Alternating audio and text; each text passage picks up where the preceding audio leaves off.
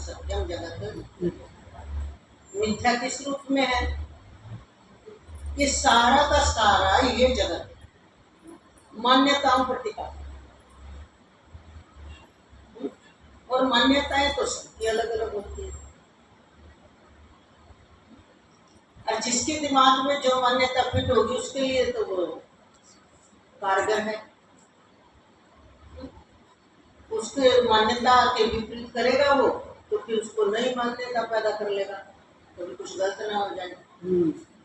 मैंने ऐसा नहीं किया, मेरी तो मान्यता ऐसी थी, हमारे घर में तो मान्यता है, हमारे कुल की मान्यता है, हमारे पूर्वजों से चली हुई मान्यता है।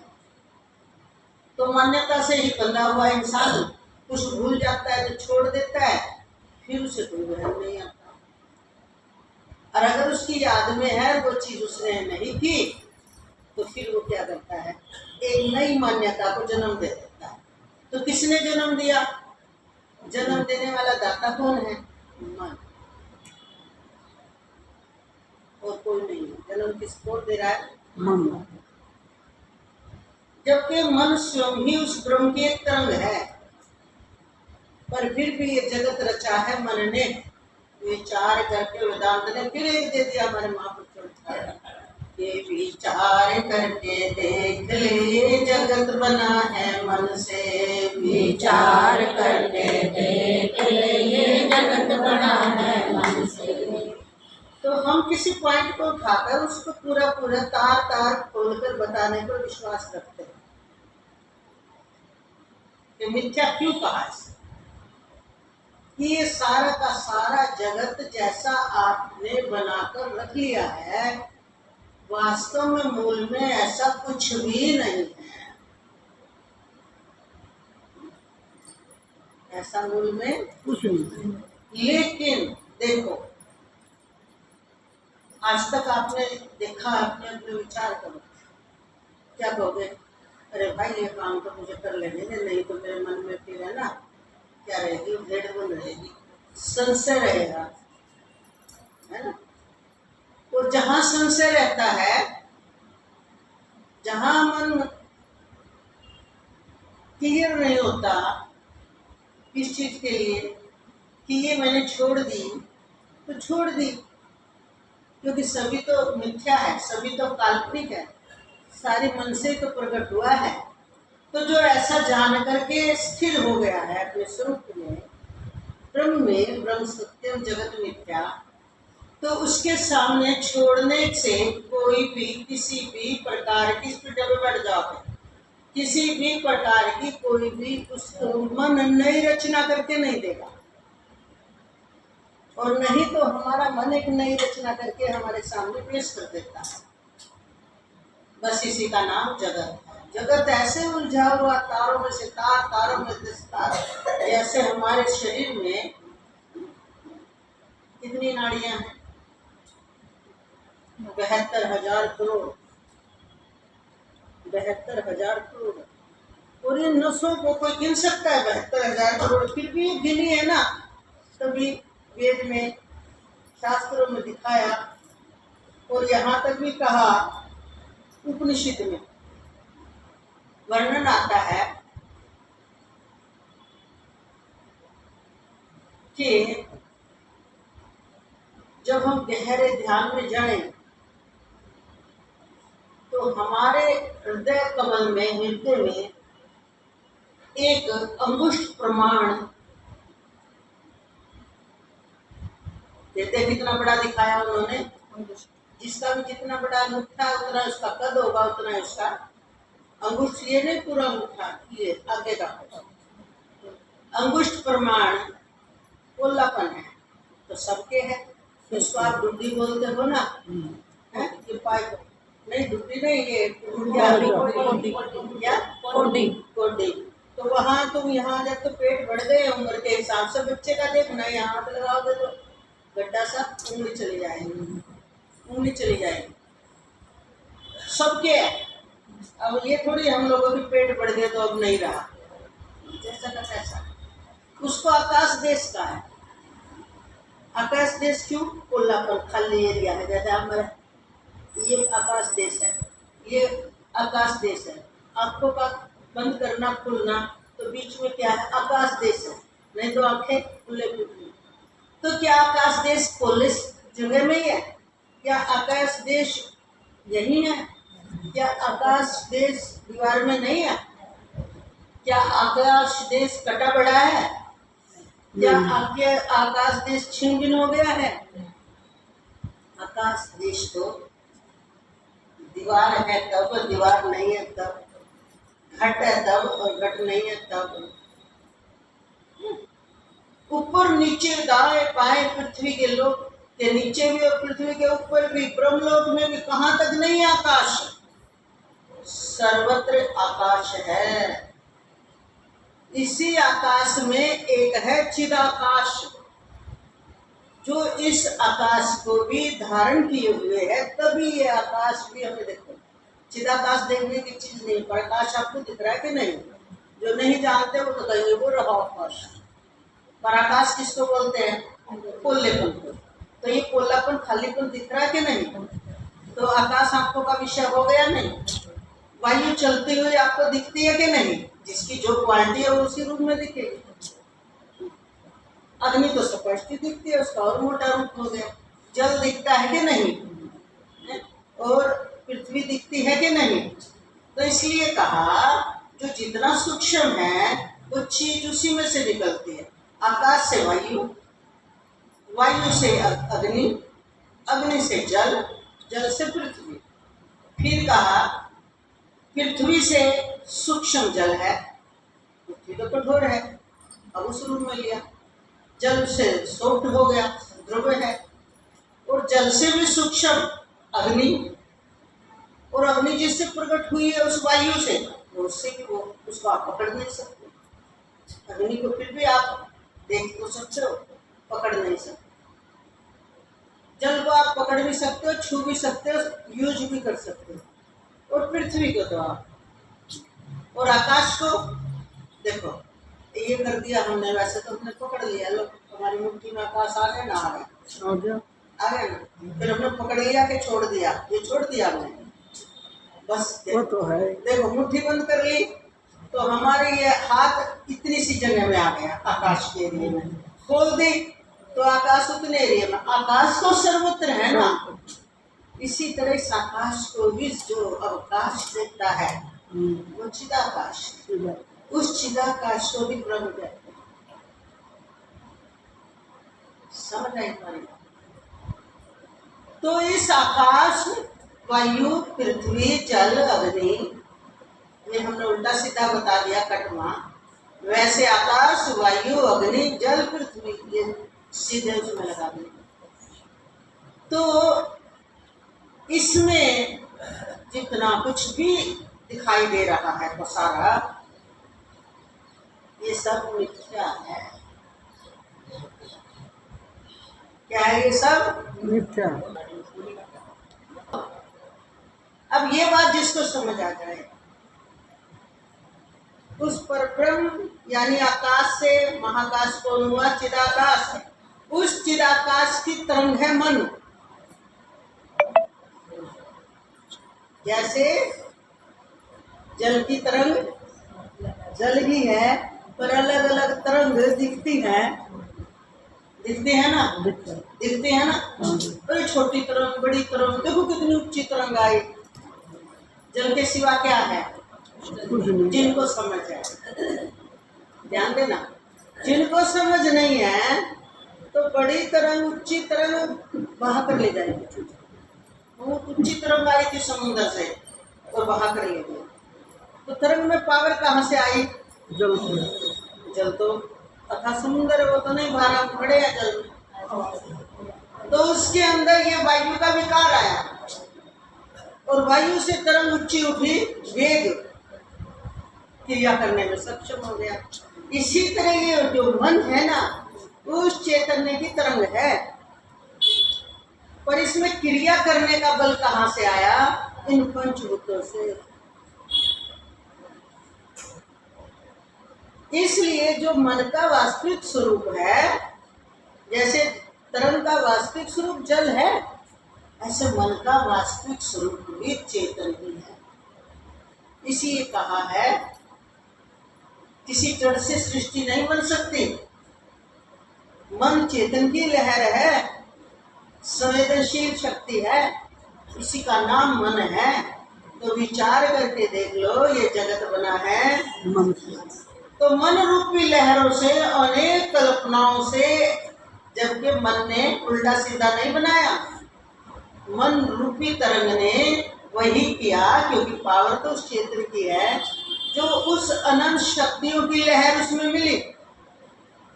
पराशक्ति मिली तो मैं करके फुरने लगा मन ही। अपराशक्ति मिली तो पंचभूतों को उसने स्टेप बाय स्टेप नीचे उतर के प्रकट कर लिया, तो आकार प्रकार बनने लगे। अब ये देखो, इस मन से ही आप कितने बंध गए, कितने बंधे हुए हैं। अलग अलग सबने एक लहर पकड़ ली, और अगर इस लहर को समझ लें तो मन लाख दो लाख नहीं है, एक ही मन है, आत्म रूपी है।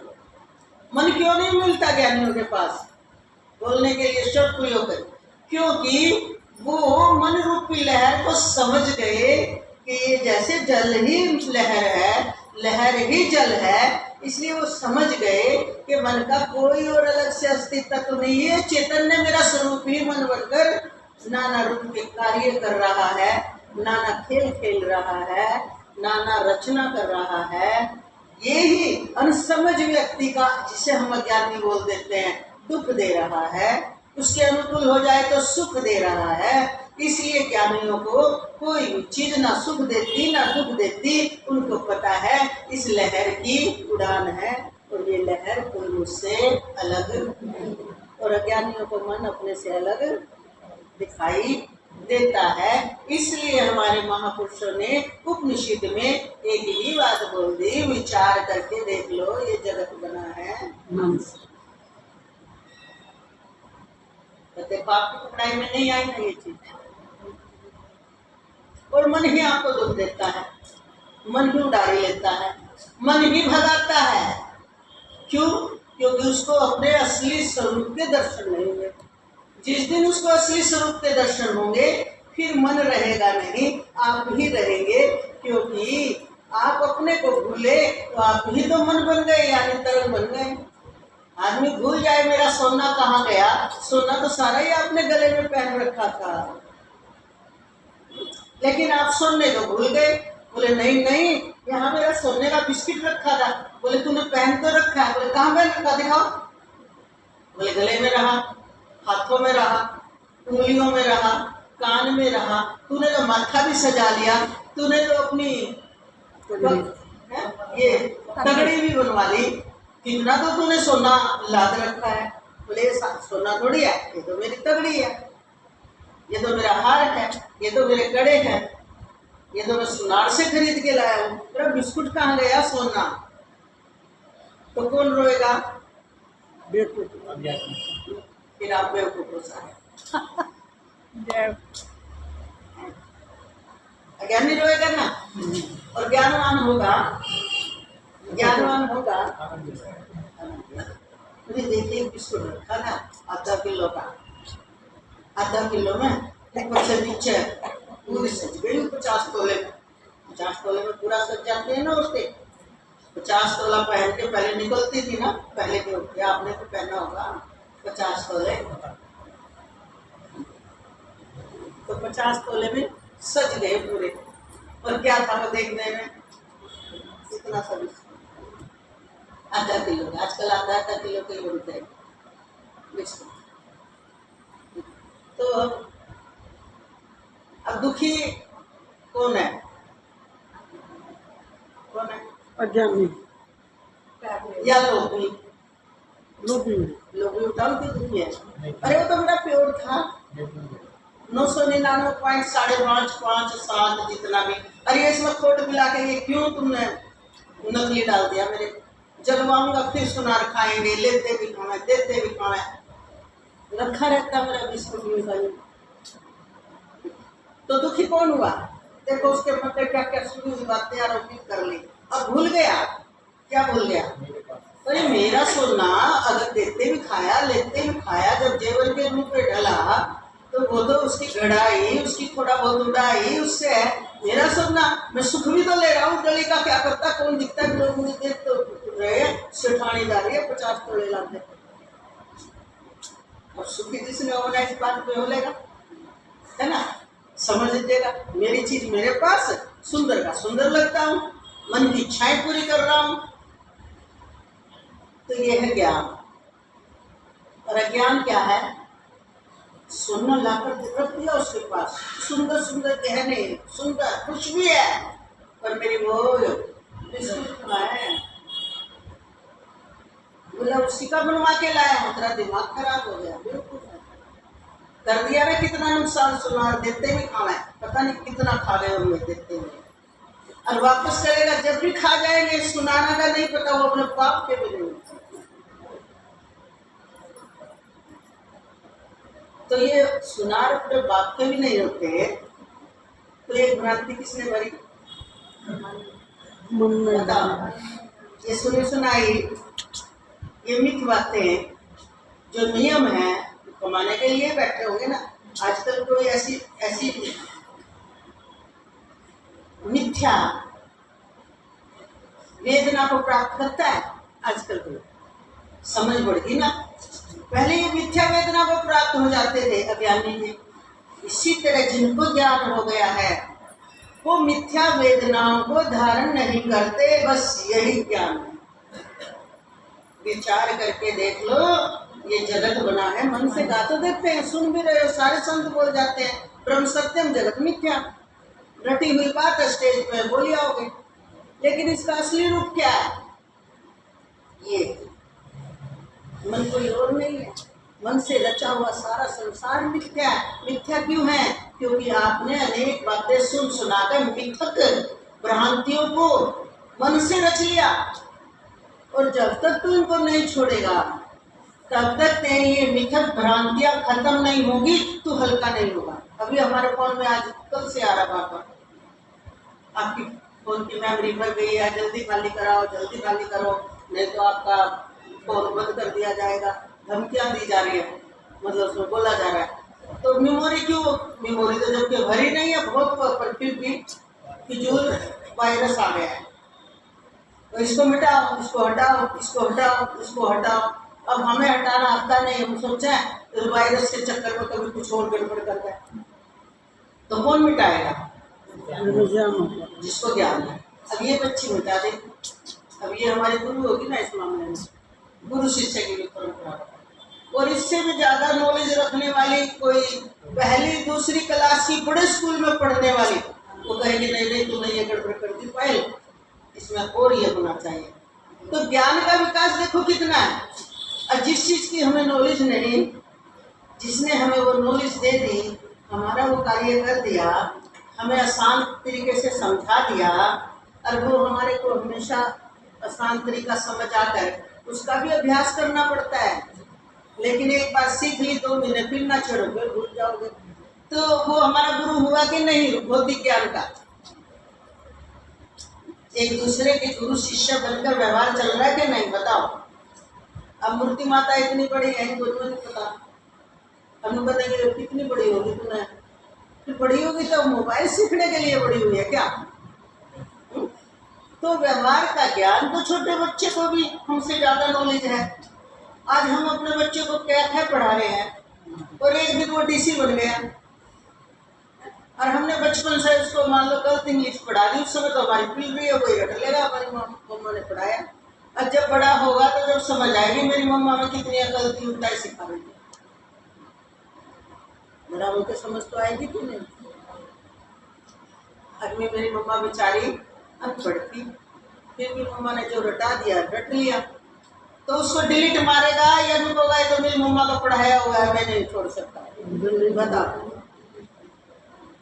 आप समझदार हो तो आपको मारना चाहिए ना। और मम्मा का भी सम्मान रखता है ना। फिर तरीके से मम्मा को नई बात से, मम्मा आपने जो बचपन में पढ़ाया था इसकी ये स्पेलिंग है। अब मम्मा को भी उसने ज्ञान दे दिया।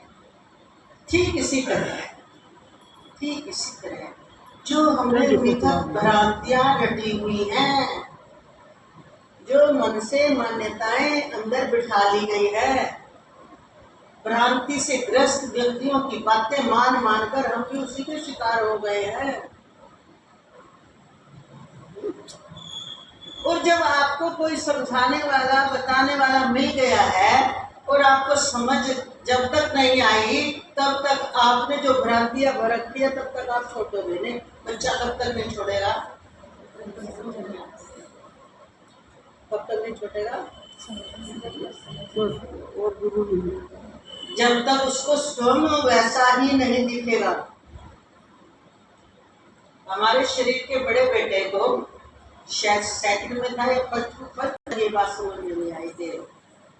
ये जगत, ये सारे मेरा बच्चा, मेरा परिवार, मेरा घर है, ये किससे है? किसने रचा? जगत जब जगत में ही तो है ना, तो किसने रचे? मन। तो फिर मन को क्या बोल दिया? जगत को क्या बोल दिया? मिथ्या। तो रचने वाला कौन हो गया? मिथ्या। मिथ्या कब हुआ? मिथ्या कब हुआ?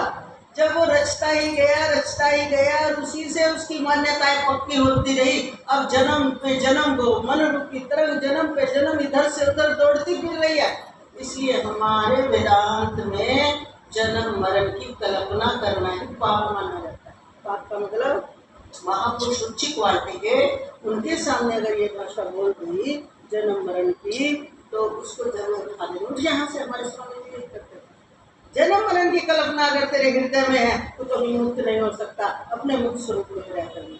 स्वामी जी बहुत डांटते, मन की तो बात ही छोड़, बहुत बुरी तरह डांटते। एक बार हमने पूछ लिया था तो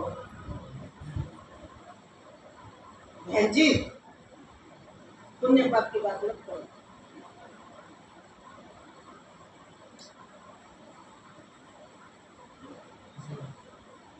मन की बात एकदम बीच में पूरी सुनी भी नहीं तो शब्द निकले तो भाई जो खा दिया, एकदम छिड़क दिया।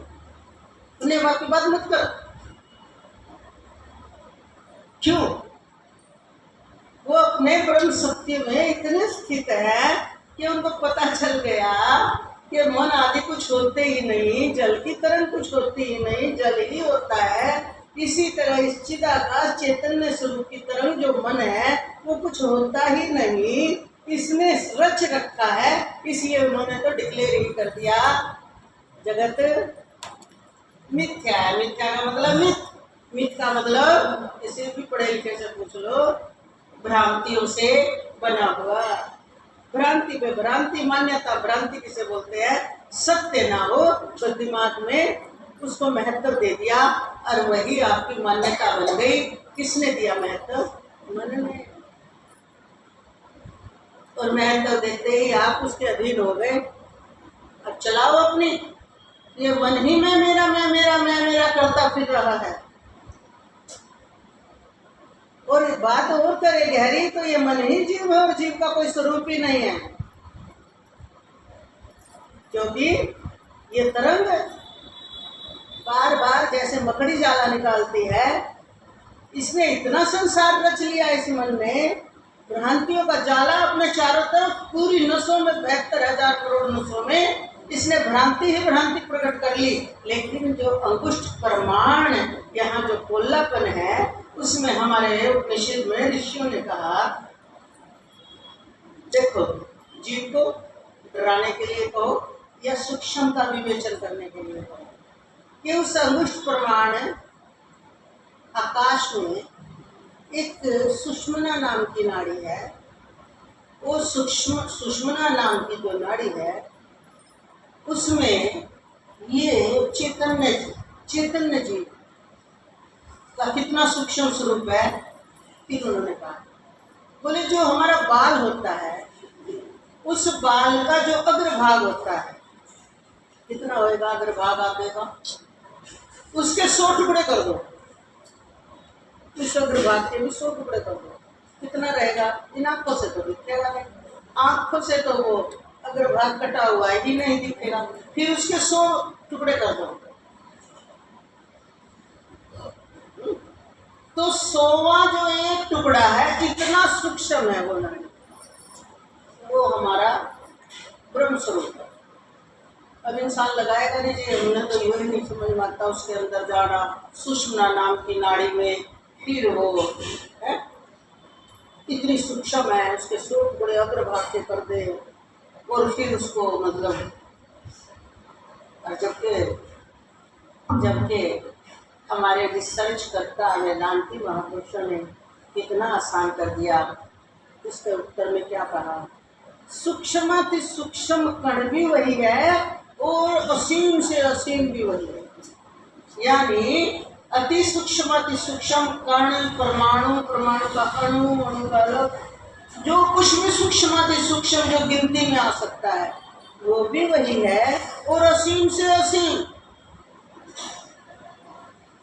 चिदाकाश से भी परे, चिदाकाश से परे क्या, बोले वो परम सत्ता, जहां तक तुम जाओ असीम इतनी, तो उसको आप ये नहीं कह सकते कि वो इतना है।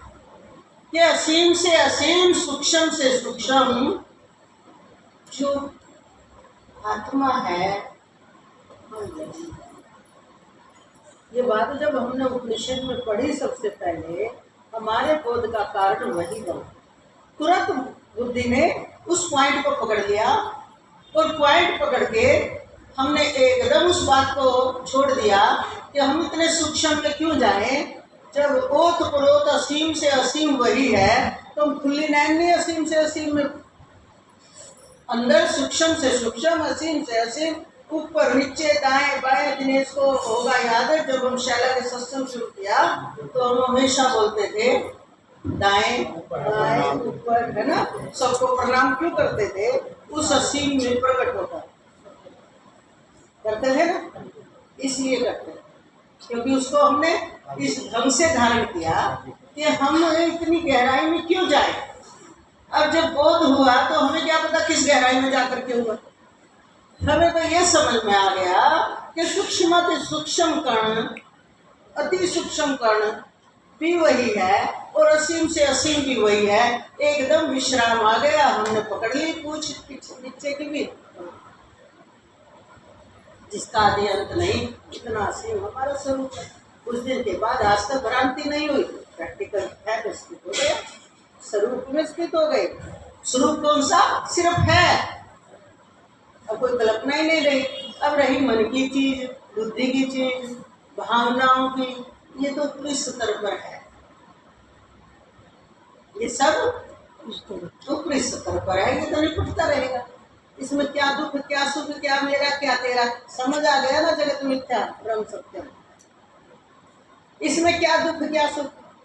अब मान लो ये शरीर कष्ट में आता है, तो कष्ट जो आता है तो हम क्या कहते हैं कि ज्ञानी को कष्ट नहीं होता, मतलब सुई चबाओगे दर्द नहीं होगा, दर्द होगा, पर पता है कि ऊपरी स्तर पे है। यानी इस मिथ्या में पंचभूतों से बना हुआ स्थूल सूक्ष्म कारण, वहां तक इसकी पहुंच है। मैं तो उससे परे भी हूँ और उसके अंदर भी ओतप्रोत हूँ, इसलिए सूक्ष्म से सूक्ष्म दर्द को भी पहचान रहा हूँ कि सुई का दर्द यहाँ हुआ, लेकिन मुझ में दर्द हुआ, ये भ्रांति कभी नहीं होगी। किसको होती है ये भ्रांति, किसको होती है, अपने द्वारा रचा हुआ है दुख और सुख।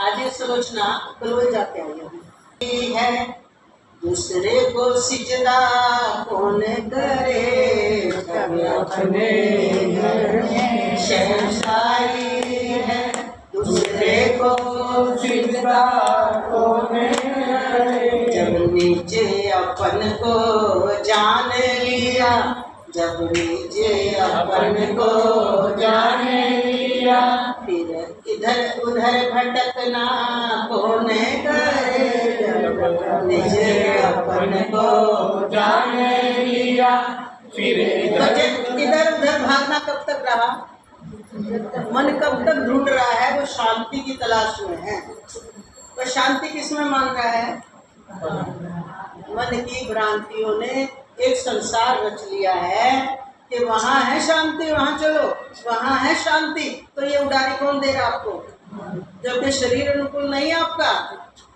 क्योंकि मन कहाँ ले जा रहा आपको, कहाँ ले जा रहा बताओ।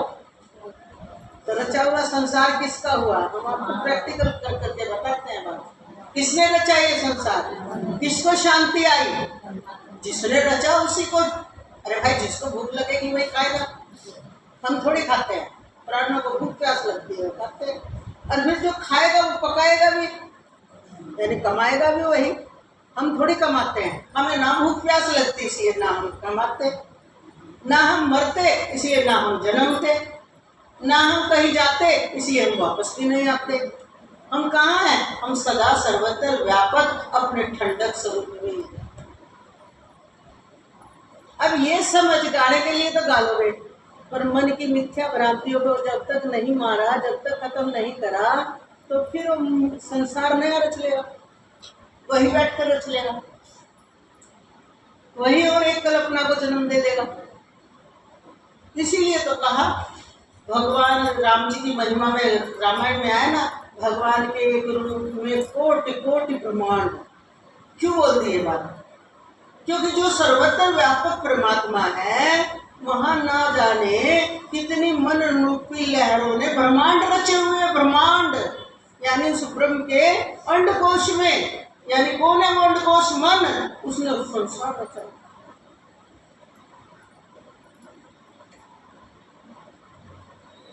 नहीं पकड़ पाते आप लोगों को, इसलिए हमारा दिखता है आप लोगों को गहरा उपदेश।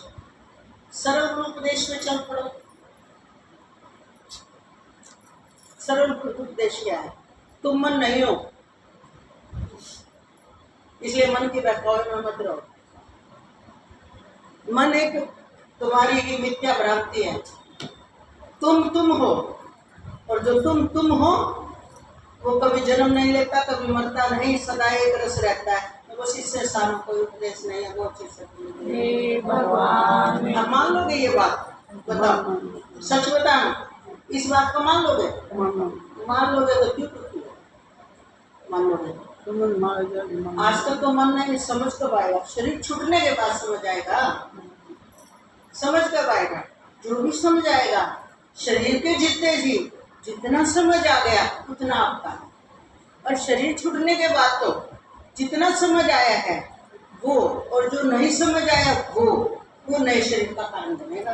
जो नहीं समझ, इसलिए समझ लेना है, समझना है। अभी मौका है वर्तमान में। बाद में सोचो, मरने के बाद देख के आएंगे देवलोक ब्रह्मलोक, कहीं कुछ नहीं है वहां पे। ऐसा कुछ नहीं है, ज्यादा खुशी की बात नहीं है। हम तो सब देख के आए पड़े हैं। जो अब आपके मन में कल्पना है तो आप वहां भी दुखी हो जाओगे। और इसमें तो कुछ भी नहीं है, मेरा बेटा कहाँ है, मेरी बेटी कहाँ है, मैं घर छोड़ के आ रहा, मैं भूल गया, इतना सोना दबा छोड़ के आ रहा, फिर यहीं आके उसमें जन्म ले लोगे। क्योंकि आपको वो मन चैन से वहां भी नहीं रहने देगा। मन ने तो रचना है ना भाई, इसलिए वो पुनः बड़ी जल्दी पुनः शरीर धारण करने की कामना कर उठता है मन। और नहीं, अगर मन की बात समझ ली, मन की लहर को समझ लिया, आप जहाँ बैठे हो, जिस समय हो, उसी समय पूर्ण ब्रह्म स्वरूप में बैठे हो। ये ब्रह्मलोक भी, ये ब्रह्मलोक आपके द्वारा ही प्रकट है। जिस दिन को समझ में आ गई, आनंद हम आनंद। बोल सी सच्ची